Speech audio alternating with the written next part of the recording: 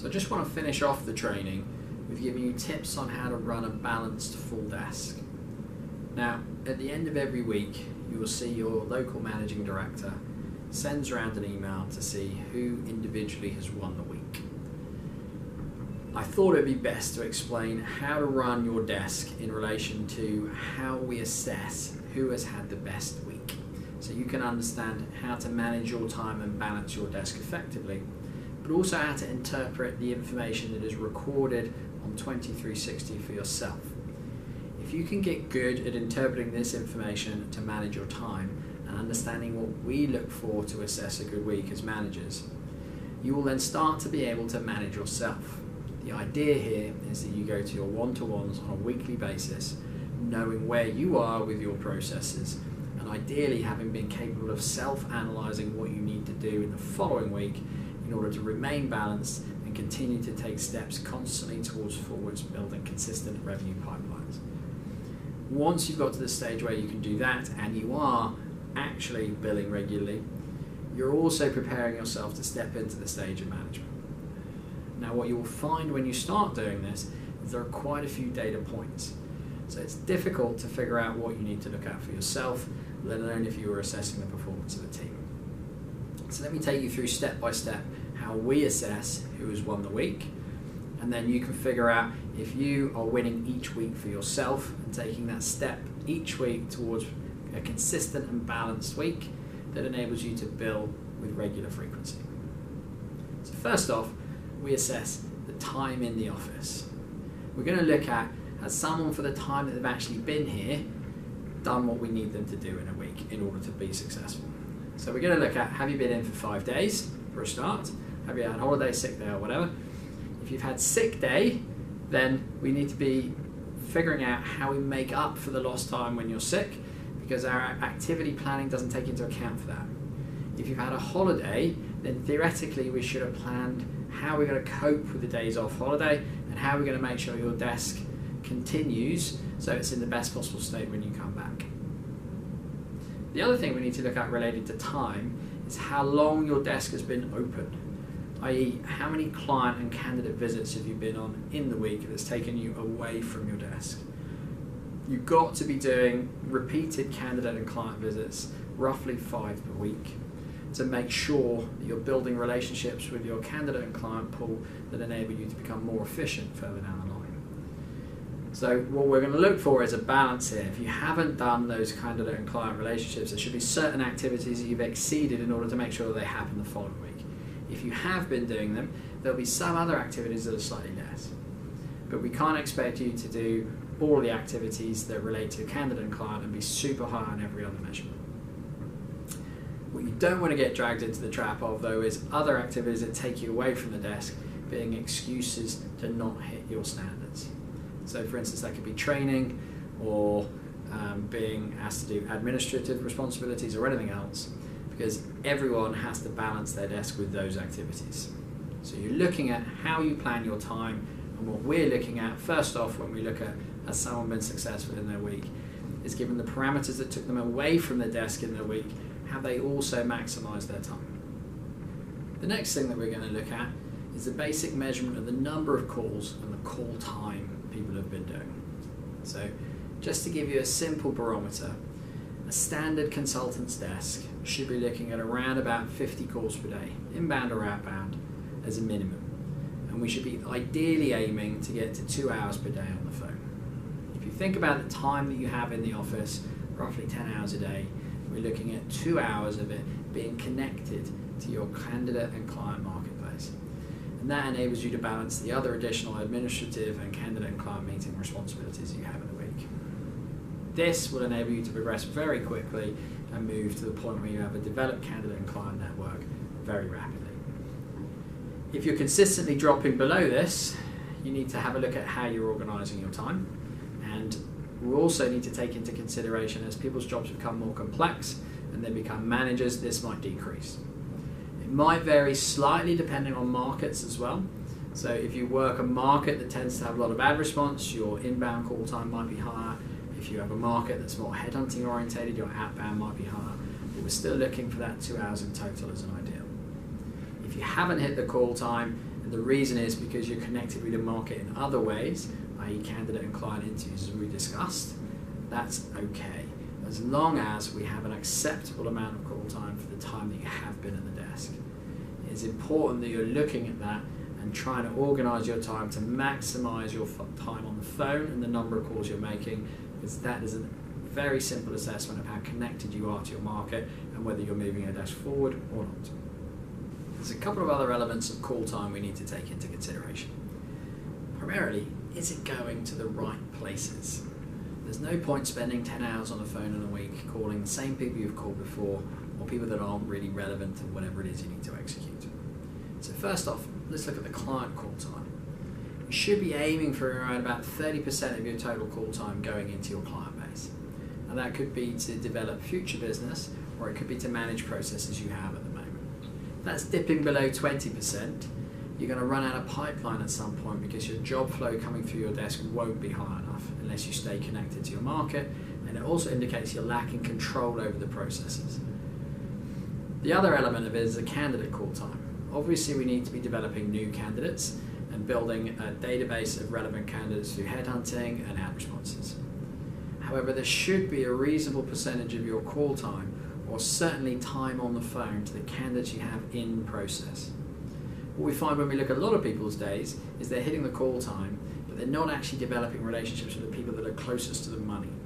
So if we look at candidates you have out on interview, they should be calling you and you should be calling them to prep them, to debrief, to arrange the next interviews. So there should be a presence of call time there. And that is an indication that you again have control of your current processes. So if you think about this logically, there should be call time developing new business and call time sourcing candidates for the jobs, but there should also be a significant chunk of call time managing the processes that are closest to money. If you haven't got call time there, then you're probably not in control of those processes. And when we come to look at ratios of conversions of interviews to placements, etc., that will probably be weak. And there's an area that's easy to fix by concentrating your efforts during the week on the candidates and clients you have in process. And now let's look at specs. As we've already discussed in the training, they're an essential part of developing your desk and a very, very simple process of marketing your brand out to your client base. So they need to be done every week, ideally at the beginning of the week so you can follow them with business development. And they need to be at least 20 every week. Ideally, these are broken down into 3 distinct sections. 10 or so would be to key target clients that are agreed to be strategically important for you to develop in your business. Another 10 or so will be related to commercial information that you've gained in the week, either leads or information from advertising or any other form of information you've gathered where you know there is hiring taking place. And finally, a portion to any new added contacts that you've put onto the database. We'll look at this a bit further down the line in a second, but if you're adding contacts to the database, which you need to be doing, you need to then action something with them. So if we're added them that week, let's get a spec out to them so we can business develop them and figure out how we're going to move that relationship forward. Next, we're going to look at jobs. Are you servicing the jobs that we have from our clients, and are you developing new ones? A typical measure of this is a fresh supply of jobs every week. Statistically, we're less likely to fill jobs that are 6 weeks or more old to us. So from the point we put them on the system, we have to action them within 6 weeks. Otherwise, the percentage likelihood of us filling them if we haven't sent CVs and got interviews within that time period decreases dramatically. Therefore, you need job flow every week. What we're also looking at is that will determine the success of your CV sent. So the fresher your job flow, the easier it is to continue to hit a regular CV sent number. If your job flow is down, and this ebbs and flows all the time, that's okay. It doesn't mean you're going to have a poor week, but your business development and your spec CV should correspondingly be up to represent that you're doing the logical activities that will keep your pipeline buoyant. If your job flow goes down, your CV sent is still high, and your business development goes down, you're probably going to make some revenue at some point, but then you're also probably going to blank because you haven't got a fresh pipeline of jobs coming through. So this is where the balance in the week comes in. We're looking at, are you doing the activities that give us confidence that you're in control of your desk and that you're balanced in your view of what you need to do to continuously make money? So if you're hitting that 2-3 new jobs every week from the business development activity you've got on the go, we then look at the CV sent that you've got out. The number of CVs sent has to be appropriate for the number of live jobs that you're operating. Now we're looking at getting a minimum of 2 to 3 CVs to every job that we've got through. And these need to be good quality CVs where we've talked to the candidates and we've talked to the clients to follow up to get feedback on the quality that's been sent. This should then correspondingly match up with your headhunt calls. So your headhunt calls need to be high enough that you're getting that volume of 2 to 3 CVs sent. And again, they should adapt up and down accordingly to the number of jobs you've got on and the requirements you have to fulfill.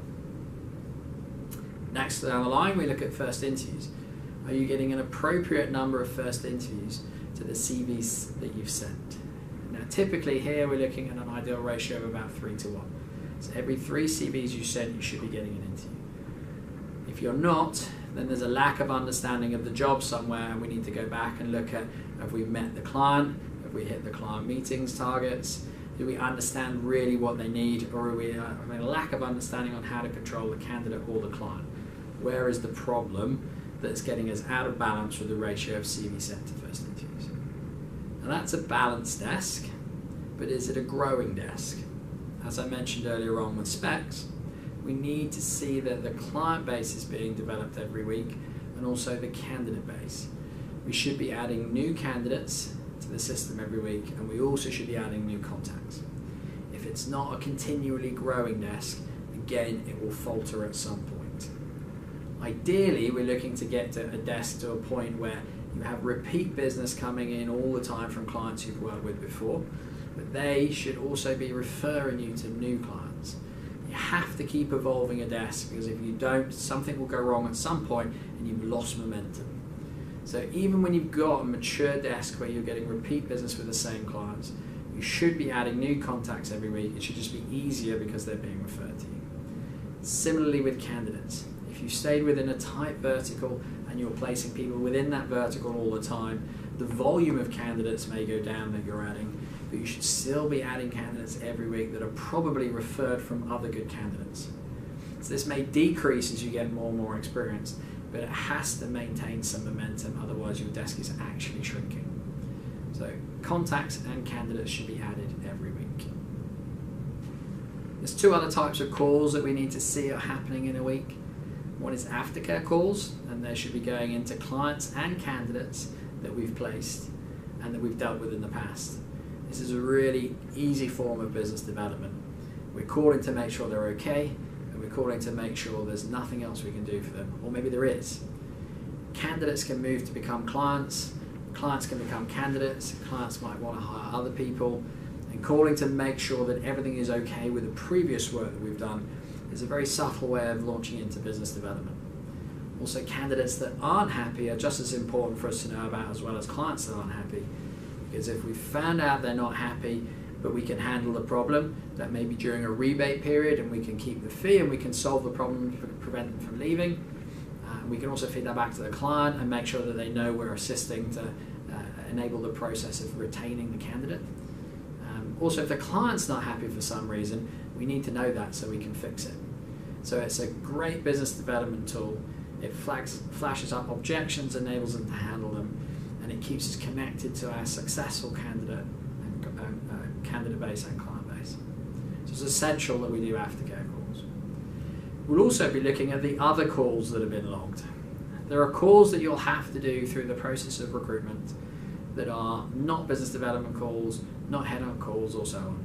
You're arranging interviews, you're keeping in contact with your client base that's existing at the minute, finding out the feedback and so on. It's important to register these so we know where your effort is going. If your call time is super high, but you're not hitting the numbers of business development head-on calls going on, it should be present in these other calls because you're managing a lot of activity. And again, we're just looking to make sure we've got that sensible balance and you understand how to manage your desk effectively. Final thing we look at in a week is placements. And obviously the outcome of every week being successful is that we should be making placements. Placements are obviously an indicator of having a great week from a perspective of making money. But also what tends to happen is that a lot of times a week where someone's making a placement or two their activity across the board drops or becomes unbalanced. And that can be either they've focused purely on the placement, or they've taken their foot off the gas because they feel like they've earned the right because they've done a deal.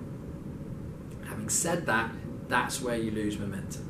So when we see placements going in a week, we particularly look to focus on, have we got a completely balanced week? Because if we don't, that's when we're going to hit a sticking point somewhere down the line and we'll lose consistency. So obviously placements are a great achievement during the week, and if you've got a really balanced week and a placement, then you have a great success. If you've got a placement but your week has lost balance, you're probably not going to win the week then, and you're not going to maintain your momentum of doing deals on a frequent basis, because you'll have built in slack in your pipeline somewhere from concentrating on doing that placement or taking your foot off the gas. The final assessment that overlays all of the statistics we've looked at is less numbers orientated and more focused on the quality of the work. So each person will know the dynamics of their individual desk, and so will the manager. There are variables that impact how successful each desk is depending on the statistics that they produce. So there has to be a knowledge overlay over all of the standards that we've just talked about to understand that in any given desk, what does good look like? You will begin to learn that over time, and you'll begin to know what your balanced week looks like, and so will we. Typically, you will see when you get in a zone of having balanced week every week, and if you're winning the week and being lauded amongst your peers, that generally tends to mean that success and revenue in a consistent form is coming. So that's what we're aiming for. It's going to take you a little bit of while to get the balance. Typically what people do at the beginning of the staged process is they work through doubling down on each activity. So they'll get some jobs on, and then they'll completely forget about business development. They'll double down on finding candidates for those jobs, and then eventually they'll get a placement, but they'll have no more jobs coming through, and it'll take a good deal of time to get a balance sorted. When you can crack that, that's when you get consistent revenue.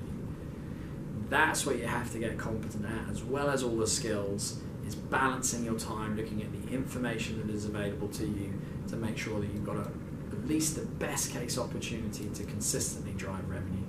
And interpreting that information for yourself enables you to progress quicker through the business.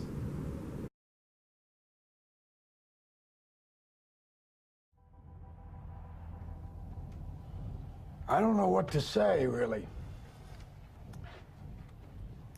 3 minutes till the biggest battle of our professional lives. All comes down to today.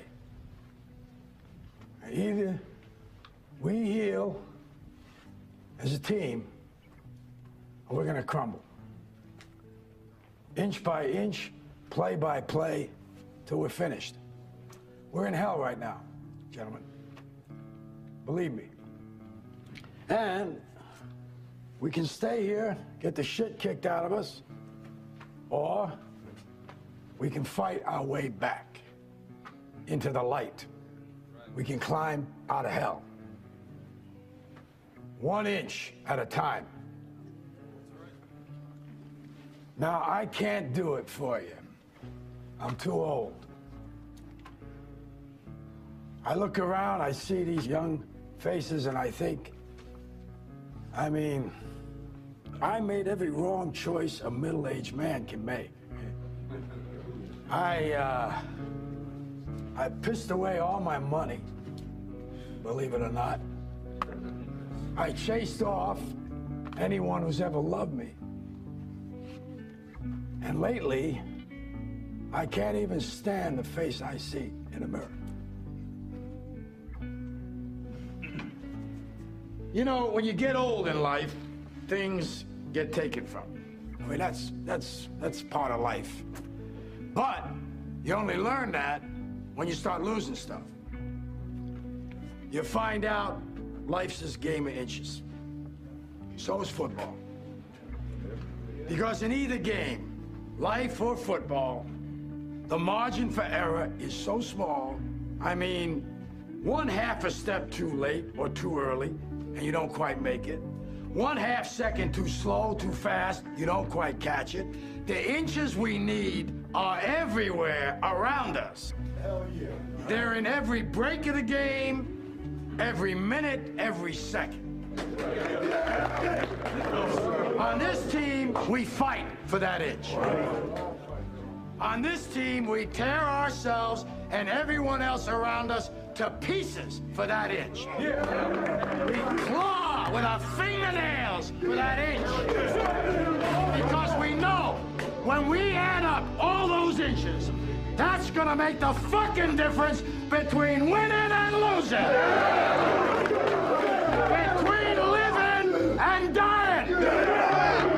I'll tell you this, in any fight, it's the guy who's willing to die who's gonna win that inch. And I know if I'm gonna have any life anymore, it's because I'm still willing to fight and die for that inch.